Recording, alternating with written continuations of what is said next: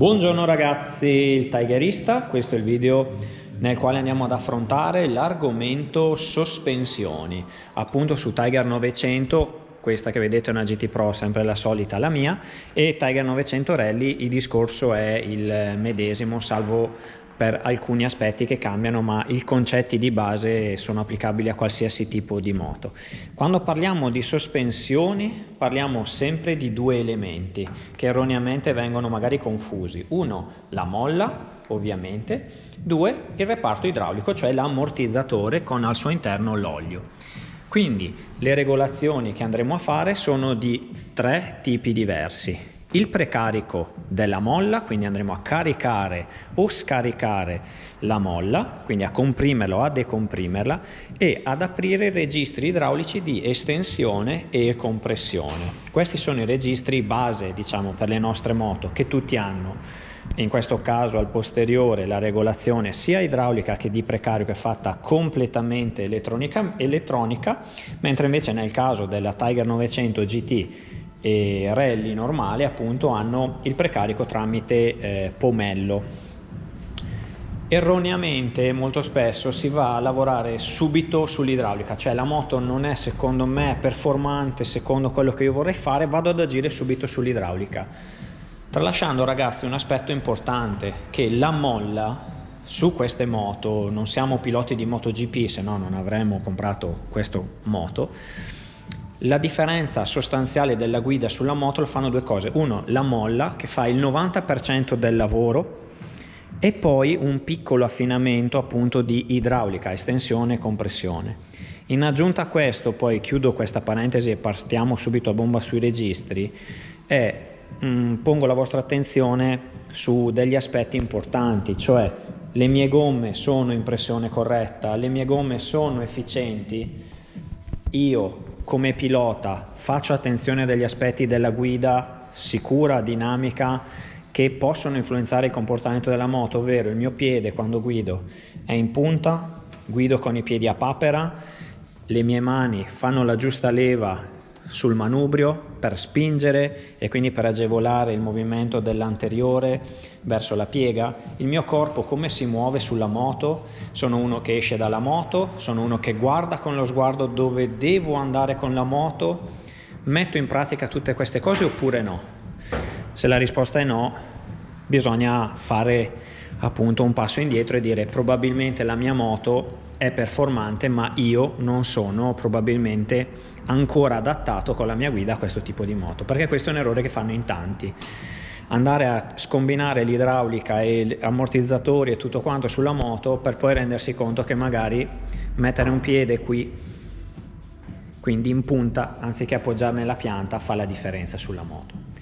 Ci ho detto tre registri. Precarico a cosa serve? Serve a indurire la molla, quindi a evitare che il posteriore, quando accelero, soprattutto o quando carico la moto, vada a schiacciarsi in maniera troppo accentuata e mi si alleggerisca tantissimo l'anteriore, rendendomi di fatto la moto non sicura, non precisa.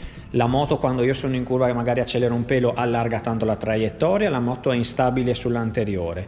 Tutti dicono: ok, lavoro sull'anteriore. No, in questo caso basta indurire la molla posteriore in maniera da dare il giusto carico verso l'anteriore, quindi lei non si accuccia e l'anteriore lavora ben saldo a terra, ed ecco che la guida ne cambia. Questa è un'operazione che si dovrebbe fare quando montiamo i bagagli e quando appunto abbiamo un passeggero, perché il peso ovviamente è completamente esposto verso il posteriore della moto e la molla viene sollecitata, quindi c'è bisogno di andare a schiacciarla, a precaricarla. In questo caso il precarico si fa tramite TFT, negli altri casi c'è un pomello o delle ghiere per andare ad avvitare, quindi a schiacciare la molla. Io consiglio sempre di fare le modifiche un passettino alla volta. Nel caso dell'idraulica un click alla volta, nel caso appunto della molla magari un giro di ghiera alla volta o un click anche qui alla volta. Le regolazioni idrauliche invece sulla sospensione anteriore sono di due tipi: compressione sulla sinistra, estensione sulla destra. Che cosa andiamo a fare con questi due registri? Più carico, quindi più giro verso destra il precarico di compressione, appunto lo smorzamento di compressione, più la mia moto avrà un effetto che io quando la carico, quando freno sull'anteriore, la moto affonderà in maniera più progressiva, affonderà anche di meno. Sostanzialmente andiamo ad indurire quello che è l'abbassamento, quindi quando lo stelo entra, l'olio che appunto attraverso dei passaggi interni ne viene reso il passaggio più difficoltoso, la mia forcella si schiaccerà con più difficoltà ovviamente.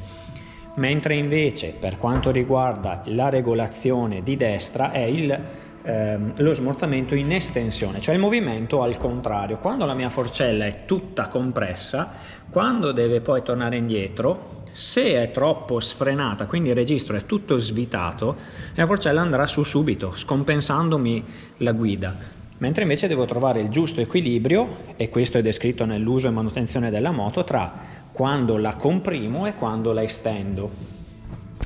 In questo caso la moto ha la regolazione idraulica al posteriore tramite TFT, che andiamo magari un attimino a vedere.